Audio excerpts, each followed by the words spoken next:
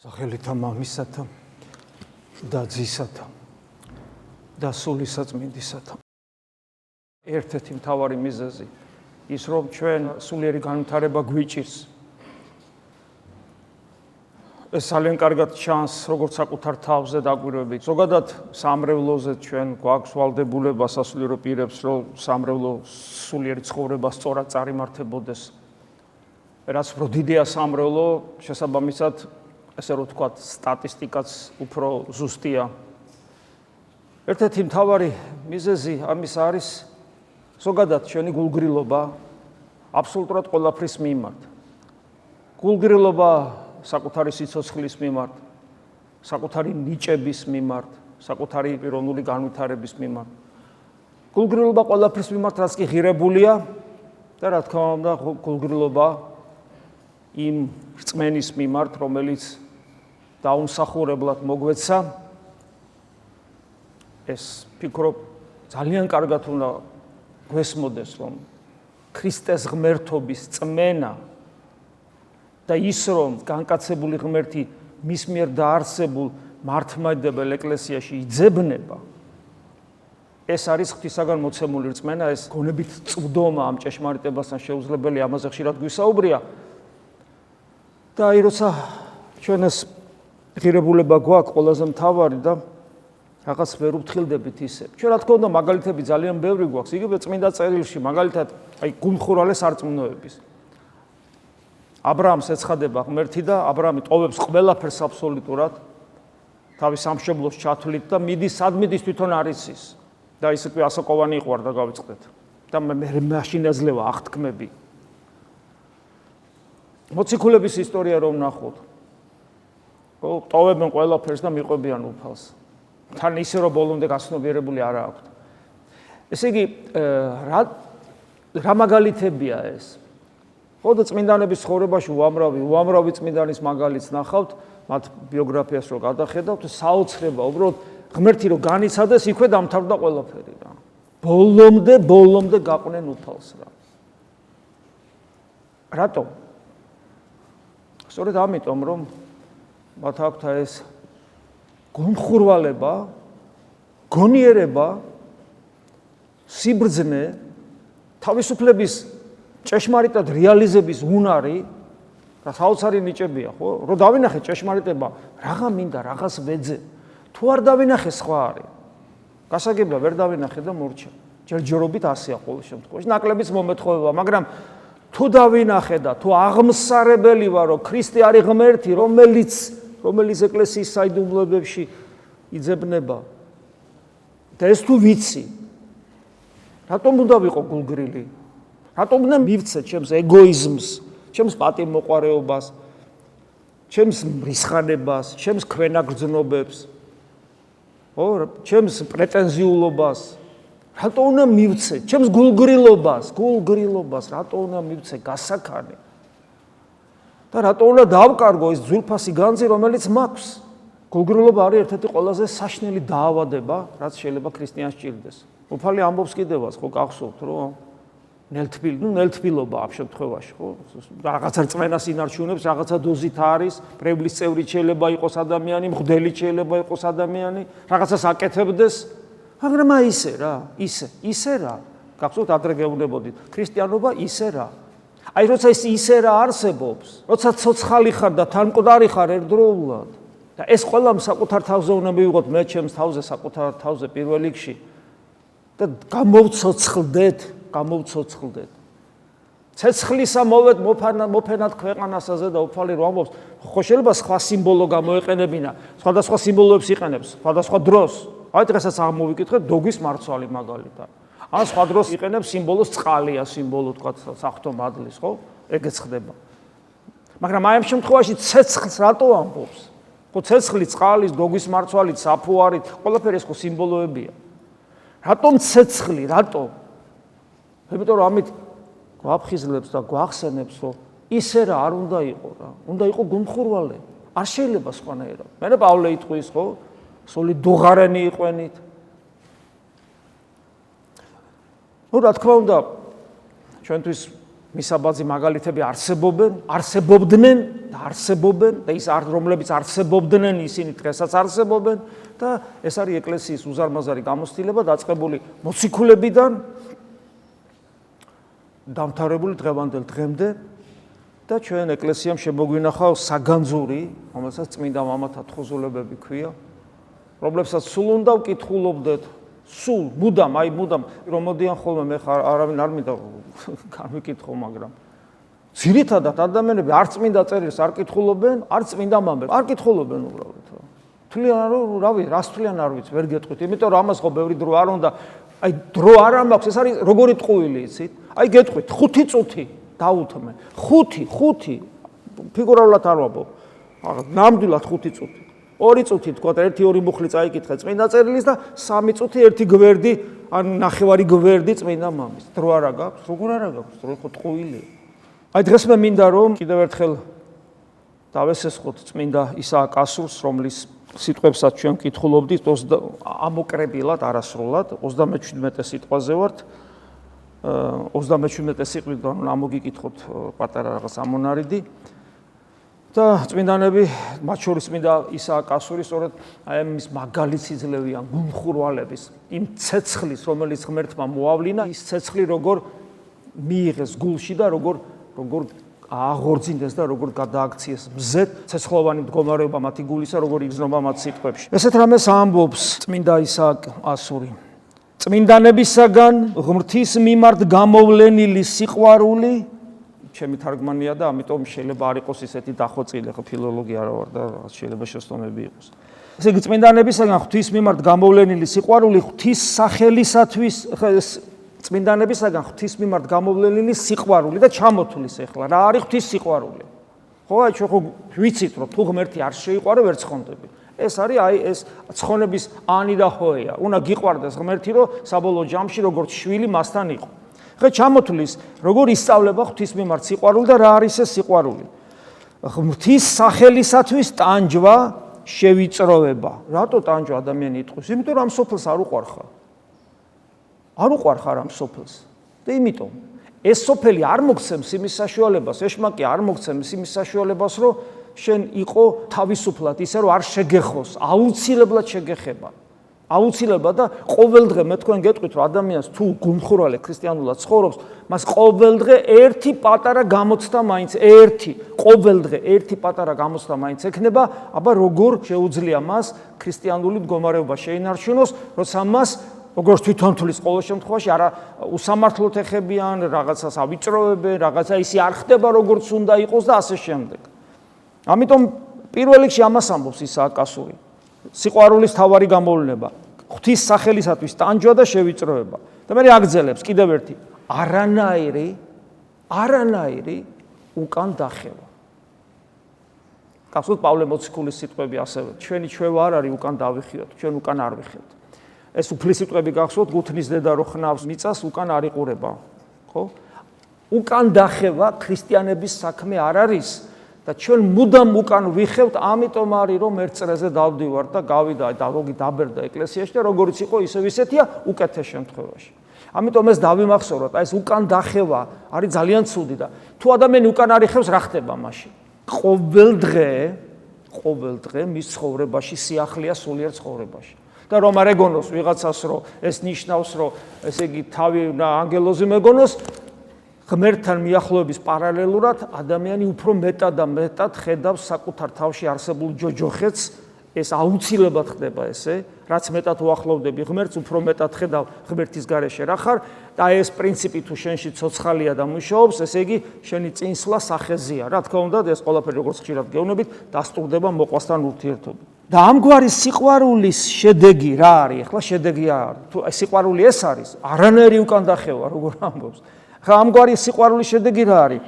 წმინდანთა გულები იძენენ კადნიერებას. გული რა არის? ეს ადამიანის მისტიკური სიღრმე, სადაც ღმერთი უნდა მკვიდრობდეს.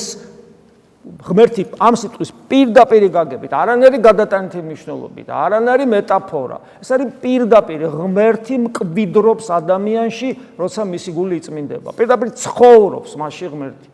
და მე ესეთი ადამიანი იცხოვრებს ღმერთში, რო გარდაიცვლება. წმინდათა გულები იძენენ კადნიერებას წარსდგენ ღვთის წინაშე დაუბურავის სახით. რას ნიშნავს დაუბურავის სახით? პავლე მოციქულის სიტყვების პერიფრაზირებაა. პავლე მოციქულის სიტყვები შთაგონებას ღებულობს მოსეს დროს, როდესაც მოსე ჩამოდის ქორების მთიდან, საღვთო მადლით გაჟღენთილი შეიძლება ასე ითქვას და ეს საღვთო მადლი იმდენად ძლიერად დამკვიდრდა მასში, რომ ანათებს და ისე ანათებს, რომ ვერ ხედავენ თვალებს ჭრის იუდეველებს, ებრაელებს და ესე იგი რომ შეეხედათ მზესავით ანათებს და სახეზე აიფარა, ესე იგი რომ ეს ნათება არ ქონოდა. მსგავსი შემთხვევა გვახსოვს წმინდა სერაფიმე საროველთან, როცა ის მოტოვილოს ელაპარაკება, მოტოვილოს თვალებით ტკივა, ის იწყებს სერაფიმეს საროველის სახე ნათებას. აი რაღაც ესეთია. და აი აქ დაუბურავის სახით რას ნიშნავს? ებრაელები მაშინ ვერ ხედავდნენ საღვთო ნათელს. ნახეთ ეს ფაქტი მოხდა, მაგრამ რისი სიმბოლოა? ებრაელები ხედავენ სჯულს, რომელიც ჩამოიტანა მოსემ, მაგრამ ამ სჯულის მიზანი რა არის, იმას ვერ ხედავენ. საღვთო ნათელს ვერ ხედავენ, იმიტომ რომ დაიბურა. და რატო დაიბურა? იმიტომ რომ ატანა არ აქვთ. ბრმავდებიან, არ შეუძლიათ საღვთო ნათელის მიღება. ძალიან ბევრს ემართება ეკლესიაში მსგავსი რა. ესე იგი გარეგნული ეკლესიური, გარეგნული რელიგიური ცხოვრები ცხოვრობს, მარხვებს დაიცავს, იქ რაღაცა ლოცვის კანონებს ასრულებს, წირვაზე დგება, მოვაეზიარება, როგორც კი მიანიშნებს სიღრმეზე სულიერი ცხოვრების, ნამდვილ ლოცვაზე, ნამდვილ ზიარებაზე, ნამდვილ სინანულზე, ნამდვილ ეკლესიურობაზე, იმ წამსო თხება ადამიანი აპროტესტებს და ნუ რა ვიცი. ესეთი მაგალითები ძალიან ბევრი გვაქვს ჩვენ, თუნდაც ჩვენ საეკლესიო ცხოვრებაში, სამრევლო ცხოვრებაში გულისხმობ. და აი ამ შემთხვევაში ეს ამბობს, ისაკასური ამბობს, რომ დაუბურავის სახით, ანუ დაბრუვა არ მჭირდება, მე სჯულის მიღმა ვხედავ საღვთო ნათელს და ის იმ მდგომარეობაში არა ვარ, მაშინდელი ებრაელის მდგომარეობაში, რომელსაც თვალებით ტკიოდა, არ მტკივა თვალები, ვხედავ და პავლე მოციქული ამბობს, ჩვენ აი დაუბურავის სახით ვჭრეთ საღვთო ნათელს, ამას ამბობს. დაუბურავის სახით და სასოებით ევედრონ მას, აი ამის კადნიერება ეძლევათ, სასოებით ევედრონ, სასოებით, იმედით, ანუ მის ლოცვას, ასეთი ადამიანის ლოცვას სრული იმედი ახლავს, რომ ღმერთი მასთან არის, ღმერთი ისმენს, ღმერთი თანაუგრძნობს ლოცვებში. და თუ შესაძლებელი აღუსრულებს. შეიძლება რომ შეუძლებელი იყოს, აღსრულება შეუძლებელია. როდესაც მოციქულები იოანე და იაკობი ევედრებიან, რომ ერთი შენ მარჯვნივ და შენ მარცხნივ, უფლოვნება არა.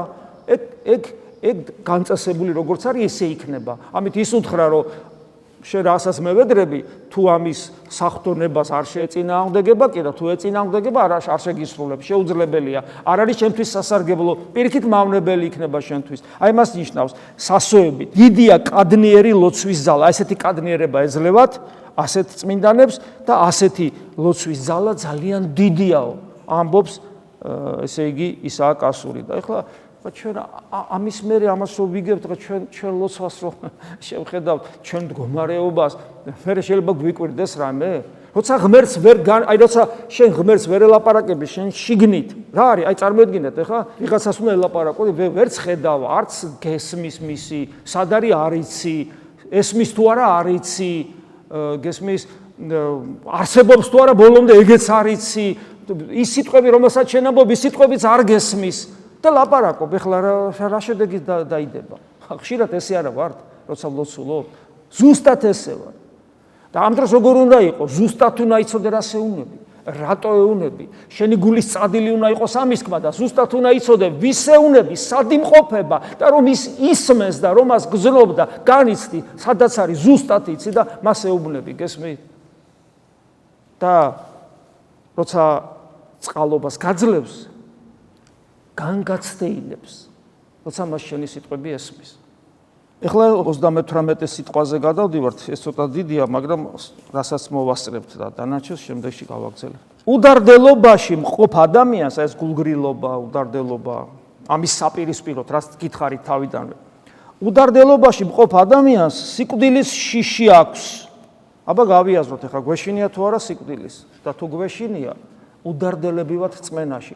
იმიტომ რომ ვინც ღმერთს როგორც სიცოცხლეს საკუთარ თავში რეალურად, კიდევ ვიმეორებ, არა თეორიულად, არა რაღაცა ხო მე მწამს რომ აი როგორც ამას რომ მოკიდებ ხელს რა, რეალურად რომ განიცდი შენში ღმერთს, სიკვდილის აღარ გეშინია, ხო ხვდებით, იმიტომ რომ ის შენ ვისაც განიცდი, ის ცოცხალია, ისეთი ცოცხალია, რომელიც სიცოცხლე არასოდეს არ დასრულდება, ის მარადიულია. და ის სიცოცხლეს გიზიარებს, თავის სიცოცხლეს გაძლევს. მისი სიცოცხლით ხარ, რაც ხარ. ის არ დამთავრდება არასოდეს. როგორც ფჩხილი არ ახარ, შენ ისი არ ახარ, შენი სხეული, ღვიძლი არ ახარ, კუჭი არ ახარ, ნაწლავი არ ახარ, თვალი არ ახარ, ყური არ ახარ, არ ახარ, ტვინის კი არ ახარ ხორციელი. გულის არ ახარ, არაფერი არ ახარ. ეს შენ გაქვს ეს ყველაფერი და შენ არ ახარ ეს. შენ გაცილებით დიდი ხარ. ოღონდ მან რომ იცოცხლოს ამ გაცილებით დიდმა, მან უნდა გაგიზიაროს თავის სიცოცხლე და შენშია უკვე, შენში ცხოვრობს. გესმით? ამიტომ აღარ ეშინია წმინდას სიკვდილის მოწამეებს, წამების არ ეშინოდა და ასე შემდეგ. ხო და ამიტომ ამბობ, არა, უდარდელობაში ვყოფ ადამიანს ეს ხომ არ აქვს. გულგრილობაში, ისე რა ქრისტიანობაში ეს ხომ არ არსებობს. ამიტომ უდარდელობაში ყოფ ადამიანს სიკვდილის შიში აქვს. ღმერთთან მიახლოებისას საამსჯავრო სუფრთხის თუ მაინც წმენა მაინც მასში აი ნახშირი რო არის რა, ბჟუტავს. თუ ესეთი წმენა ბჟუტავს და ცოტათი სიკვდილის მერე რო სიცოცხლეა ემაში ცოტა დარწმუნებულია, ის პრობლემა აქვს ეხლა რომ ის წინაშე რო წარსდგება. არა გვაქვს ეს პრობლემა? აი წარმოიდგინეთ, აი დღეს რო გარდავიცვალოთ. ჩვენი ცოდვებით, რომელიც გვაქვს, რომელიც თუნდაც გვიღიარებია, მაგრამ ჩვენ ხო ვიცით ჩვენი აღიარება რა არის. ჩვენი აღიარება რაღაც ისე აღიარებთ რა. რაღაც ისე ვერ ვაღიარებთ, როგორც საჭიროა. ყველა ესე ვართ, აი მე ჩემ თავზე გეუბნებით. რაღაც ისე ვართ რა. ვალამაზებთ თითქოს და რაღაც არ გვინდა და რაღაც არ გვემეტება ჩვენი თავი ასეთი უღირსობებისათვის, რაც ყოფილა ჩვენ ცხოვრებაში. და ახლა წარმოიდგინეთ, ამ წუთში ღვთის წინაშე წარსდგომა, ვის ესიამოვნება? იმიტომ რომ შე ხო იცი რომ არათუ რაც ჩაგვიდენია, რაც გვითქვავს, რაც გვიფიქრია, რაც ვიცით, რაც არც გვიფიქრია და არც ვიცით, მაგრამ ჩვენში არსებობს და რომელიც გვმართავს, ჩვენში არსებობს და არ გვიფიქრია, არ მისი ვერბალიზაცია არ მომხდარა აზრის დონეზეც კი, მაგრამ ის გვმართავს, ისინიც კი წამოტივტივდება. ჩვენ ხო ჩვენ საკუთარ თავს არ ვიცნობ. რატომ არის ახსარება სწორი, მნიშვნელოვანი? რა გავაკეთოთ ახლა, ამდენს ვლაპარაკობთ. ადამიანი მოდის და ყვება ისტორიებს, ყვება თავის ემოციებს, ყვება რაღაცებს. არ არის ახსარება. დამერწმუნეთ რომ ადამიანს ესე დროს ფსიქოლოგიური ნუგეში დღევანდელ ადამიანს როგორ შეიძლება არ უნდოდეს. ესეთი ადამიანი რომ შემოვიდეს, მთელი დღე იჯდება და არსად არ წავა. გესმით რა ჯობია ახლა დაждები და რაღაც კაითებებზე ისაუბრებს, თან სულ მოძღვარი მოტივირებულია განუგეშოს, შენ მოტივირებული ხარ ინუგეშო და არის ესე შვენივრად იქნები. კი, მაგრამ ეს არაფერს არ იძლევა. არამისთვის ფსიქოლოგები არსებობენ ბატონო. ეს არაფერს არ იძლევა. თუ გვინდა რომ განვიკურნოთ, უნდა სინანული ვაჩვენოთ ახსარებაში და სინანული არის საკუთარი ნაგავის, ესე იგი პირუთვნელად დაანახვა, ამის გამოაშკარავება და დადება და აი აქ ახსარების მნიშვნელობა ამაშია, მოძღვრის როლი აი აქ არის ზუსტად რომ რამდენადაც შეუძლია, ახლა ყველას ხო ჩვენი შესაძლებლობები გვაქვს, რამდენადაც შესაძლებელია დავეხმაროთ ადამიანს, რომ თავის ნაგავს თვალები გაუსწოროს და მისი დადების არ შერცხვეს, გესმის, თავი დაიმდაბლოს. თორე ისი ადამიანი არ ინკურნება, ადამიანს უჭირს ამ ყველაფრის წარმოჩენა საკუთარ თავთანაც კი. და შესაბამისად მე ქვეცნობიერად გზნობს, რომ ღვთის წინაშე რაღა დაიმალება და რა თქმა უნდა, არავის არ გვინდა, რომ ესე გავიშიფროთ თან, როგორც წმინდა მამები ამბობენ, ეს გაშიფრვა მოხდება არა ჩუმად, არამედ საყოველთაოდ მოხდება ეს გაშიფრვა. ხოლო როდესაც მთელი არსებით წინ მიიწევს, ანუ მთელი არსებით მიისწრაფვის ღმერთისკენ. ორივე შიში სიყვარულით გადაიფარება. ესე იგი სიკვდილის ხორციელი სიკვდილის შიშიც და ღმერთის წინაშე წარსდგომის და სამსჯავროს შიშით გადაიფარება სიყვარულით. ნახე რას ამბობს? ანუ უცოდველი კი არ გახდები როგორც ასეთი. არამედ იმის გამო რომ გულმხურვალედ ღმერთისაკენ ისწრაფი ღმერთის წყალობით, რა წყალობაა ეს? ჯვარცმული ღმერთის წყალობა, რომ შენს მაგივრად მოკვდა დაუმსახურებლად მისი წყალობით ხდება შენი გამართლება მიპატიება კი არ ხდება უბრალოდ, როგორც ხშირად გვითქვამს, არამედ გამართლება ხდება. შენი ეს ცოდვილი ბუნება, რომელიც ასეთ საშნელია, რომელიც გმართავს და ასე შემდეგ, რაც წეგან ვამბობდით, ის ქრება ღვთის ჯვარცმული ღმერთის წყალობით, ჯვარცმული ღმერთის სისხლით ქრება ის, გესმით?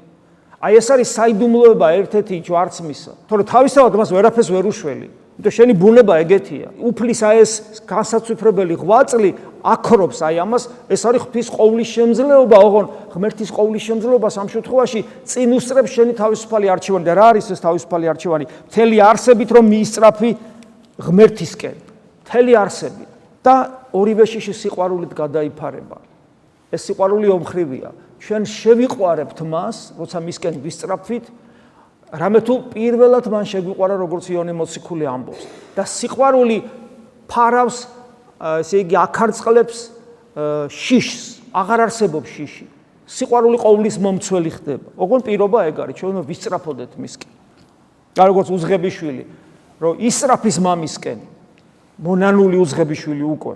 რა, ის ჩადენილები საწავიდა. ის ღორებზე უარეს მდგომარეობაში რო იყოს საწავიდა, რატო აპროტესტებს უფროსი შვილი, რომ ამის სახშემოშვებას არ შეიძლება და შენ რა პატივში აკყავს. და ნახეთ რა გააკეთა, სახში კი არ შემოუშვა უბრალოდ. სამეფო რეგალიები მისცა.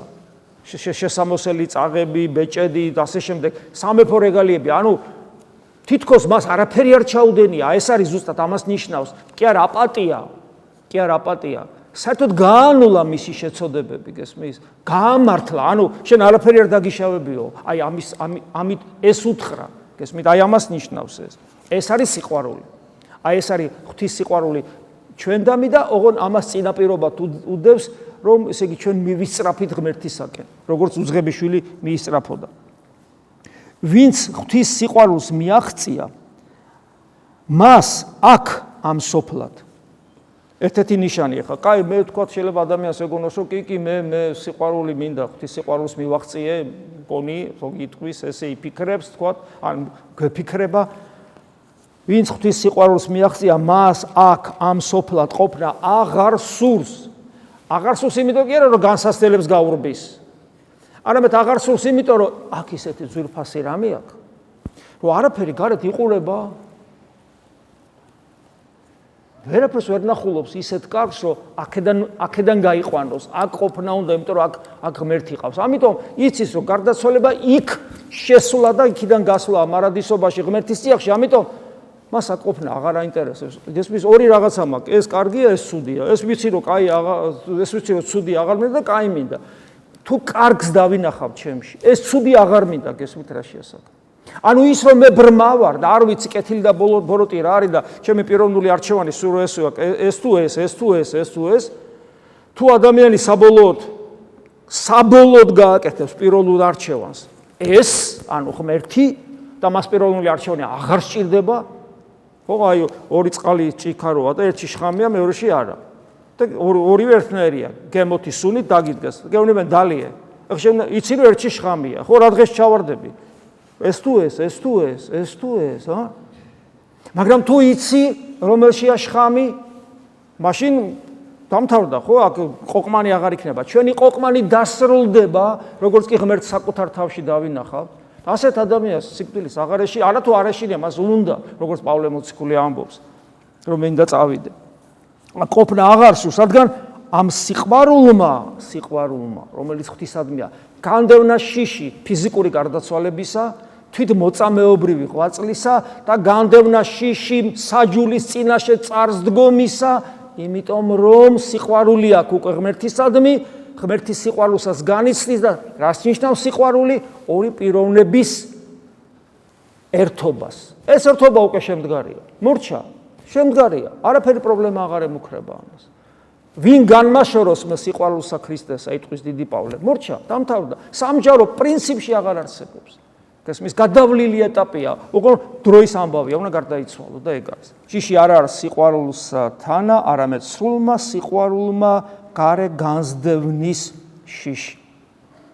აი სურა რამდენიმე სიტყვა აღმოვიკითხეთ. ისააკ ასურიდან რამდენიმე სიტყვა, აი საოცრებაა, საოცარი მამა. ყველას გირჩევთ რომ შეიყვაროთ ეს წმინდა მამა. ზოგადად აი ნახეთ, რამდენიმე სიტყვა, ის სულ რაღაც რამდენიმე სიტყვა წავიკითხეთ და რამხელა რამედევს აი რამდენიმე სიტყვაში. თქვენ წარმოგიდგენიათ რომ რამდენია კორპუსი წმინდა მამების თხუზულებების. მთელი ცხოვრება, ყოველდღე რომ საათობით იკითხო ვერ გამოლე. გესმით რა ზღვა არის ჩვენ წინ გადაშლილი, რომელშიც უნდა შევცუროთ რა.